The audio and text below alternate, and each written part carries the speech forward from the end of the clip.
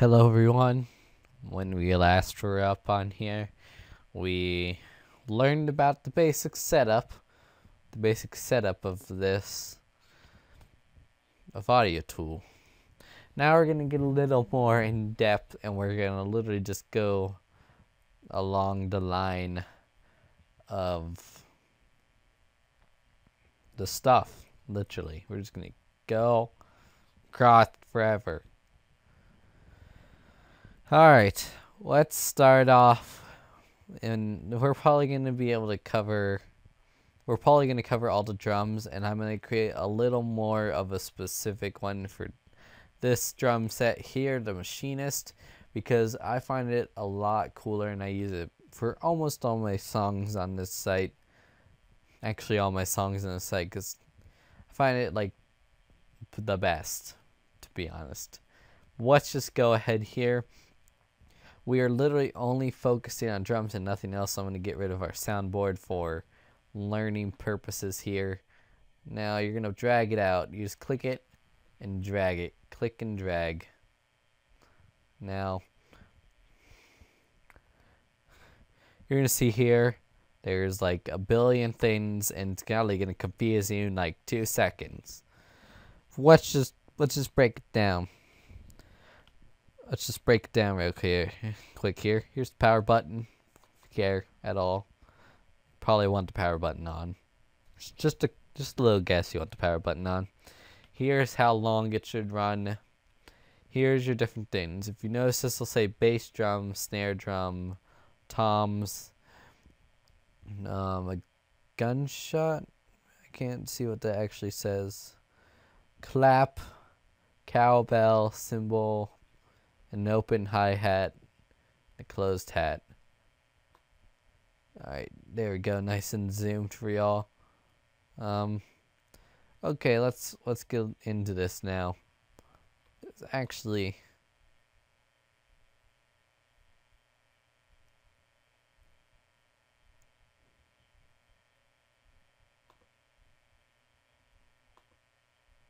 hold on.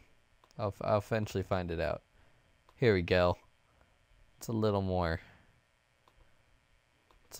easy to look at now.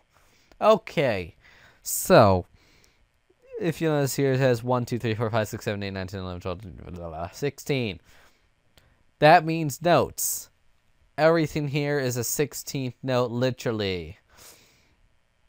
So if you were to click here, it would play a bass drum on the first note, for example. Boom. Thank you for showing me. Now, obviously, you can't just work with just the bass drum, and if I were to just click all of these, it would literally just be a bass drum 8 times. Just play it for you so you can hear the annoying 8 bass drums. There you go. And no one wants that.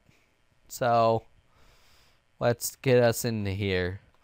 Now, to change it, we're going to make it really easy, and we're just going to do a snare drum here. And I'm going to break this down very easy to you.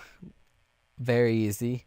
Snares should always either be on 5 and 13 or just 9. Just a quick tip for you. So listen to this with 5 and 13. It'll be like, there you go. And that's the basicness of this. Now, it sounds a little empty in between these 2 snares, and you're right, it is empty. In almost every song will have a kick in between these 2 snares, and the kick should, and it doesn't always, sometimes it'll be put right before this kick, but normally is right here on this 9. 9 is about as half as you can get to 16 in notes, since most things is paired in 4s. 4, 4, 4. And you can see, because it's color coded, and that's very nice for you to learn this. So when you go to make your drum beat, here's what it sounds like. And it sounds correct. And if you want to know why it's not, if you were to say you're gonna put this on the 4 and you're gonna put this on the 14, you can hear it right away. It just sounds off, doesn't it? And it is off, and that's why it's wrong. Now, for safety purposes, because I probably would forget and completely screw up the whole video because I totally forget to replace that back to its normal spot. Now, I hope you know what a hi-hat is. It makes it sound kind of like tss, tss. And if you want an example, I can put a couple up in here. Hi-hats normally go in between the snares, or the kicks and the snares, so they would go approximately right there to sound correct. So now you have your drum beat sounding a little bit like this.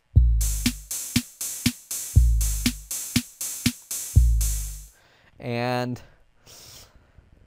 it sounds good. Now there are varieties of different types of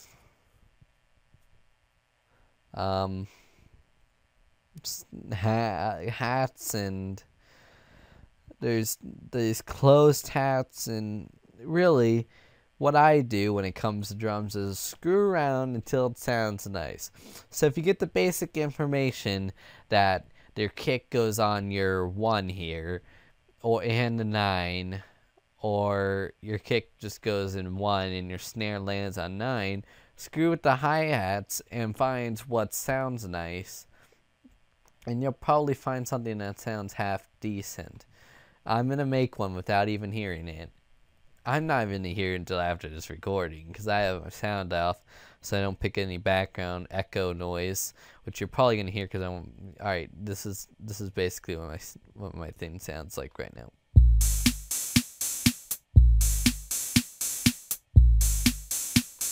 There you go. That is my drum beat. That's very basic, isn't it?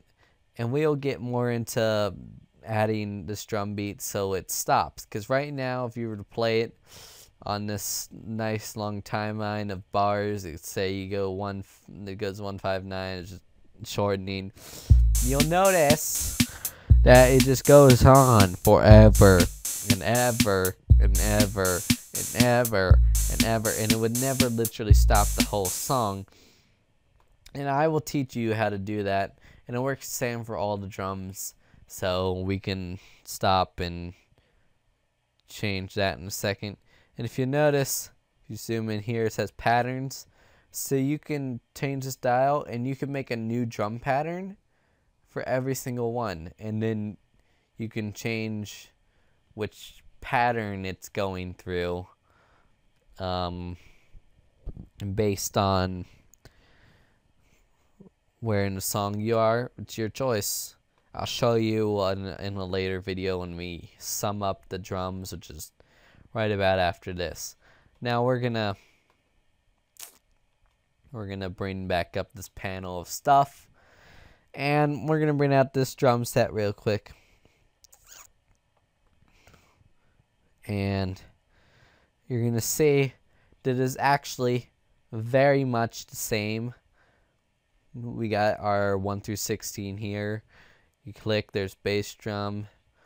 You click here to select that, and now you're clicking on snares and just put your snare. You got your toms. You got your, I can't read that. Rim, I think it says. Claps. You got your hi-hats, and you actually get, for this one, you get a crash. I love crashes. I'll just do a crash right here just for you to hear a crash. If you don't know the crash, it's just a big cymbal crash. If you really care, I'll just play it real quick. And there you go, there's your crash. And if you notice, you have your you have your patterns here again, and your pattern bank, which literally just lets you have more patterns to work with. I think. Actually, I think, never mind. Lets you extend your pattern past just 16 notes. Okay. We're about done with this video because it's about to get a little complicated. And I'm just going to say, next we're going to work with the machinist mainly. The machinist applies to basically most principles of machinist apply to all the drum sets, and I'll go back to the other drum sets somewhat the same with each one. And if you notice, this is actually the most complicated of the drum sets. Look, you don't even get anything. There's nothing in here. What am I doing? Oh my god, I don't know. Oh, but you understand these patterns and the lengths. Whoa, what is happening? And there's the bank, ABCD. And volume. Oh my gosh, you know volume. So that's where we're going to go for our next video. There we go. Until next time, guys. Oh, by the way, yes, there will be gaming videos soon. I'm sorry, but I like giving out tutorials, and I never do it. It's also a good way. If you ever want to study strategy for like school or something, just teach whatever you're doing to nothing, or teach it to someone, and you'll learn it. It's proven to be one of the best ways of learning material is to teach it to others. So until next time, so long.